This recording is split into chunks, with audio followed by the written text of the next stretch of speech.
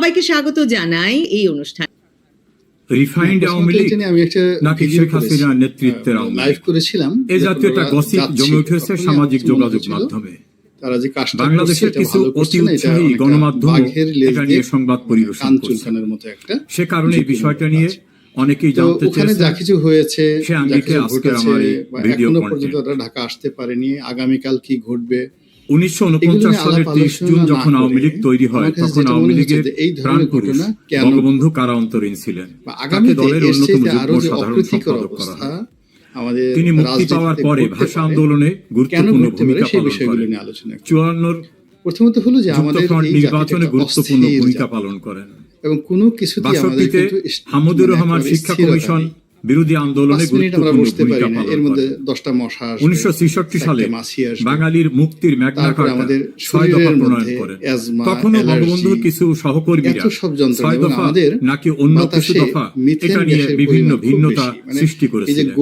বঙ্গবন্ধু তার 6 দফার ভিতরে সমস্ত ব্যবস্থা রেখেছিলেন, যেটা পাকিস্তানিরা ঠিকই বুঝতে পেরেছিল। তারা বলেছিল শেখ মুজিবের 6 দফা অধিকারের 6 দফা না, এটা হলো পাকিস্তান থেকে বিচ্ছিন্ন হয়ে যাওয়া 6 দফা। তারা ঠিকই বুঝতে পেরেছে যে আমাদের মাথা। এর পরবর্তীতে আইবের মার্শাল্লাহ বিরোধী আন্দোলন, 69-এর গণঅভ্যুত্থান এবং এই দীর্ঘ পথে দেখুন বঙ্গবন্ধু তার নেতাদের নিয়ে গ্রামগঞ্জে বিভিন্ন জায়গায় তৃণমূলে গিয়ে সাধারণ মানুষকে কনভিন্স করেছেন, বুঝিয়েছেন যে আওয়ামী লীগ কি চায়। আওয়ামী লীগ বাঙালি অধিকার চায়। আওয়ামী লীগ যদি রাষ্ট্র ক্ষমতায় আসে, বাঙালি কি অধিকার প্রতিষ্ঠিত হবে, তারা কিভাবে লাভবান হবে। একটা পর্যায়ে তিনি আওয়ামী লীগের নামের সঙ্গে থেকে মুসলিম শব্দটা বাদ দিলেন, যাতে দলটা সকল ধর্মের মানুষের জন্য উন্মুক্ত হয়। 69 বঙ্গবন্ধুকে আগরতলা ষড়যন্ত্র মামলা থেকে প্যারোলে মুক্তির প্রস্তাবে তিনি প্রত্যাখ্যান করলেন, কারণ তিনি ভেবেছিলেন, তার দূরদৃষ্টিতে তিনি সিদ্ধান্ত নিয়েছিলেন যে এখানে ওদের কাছে সারেন্ডার করা যাবে।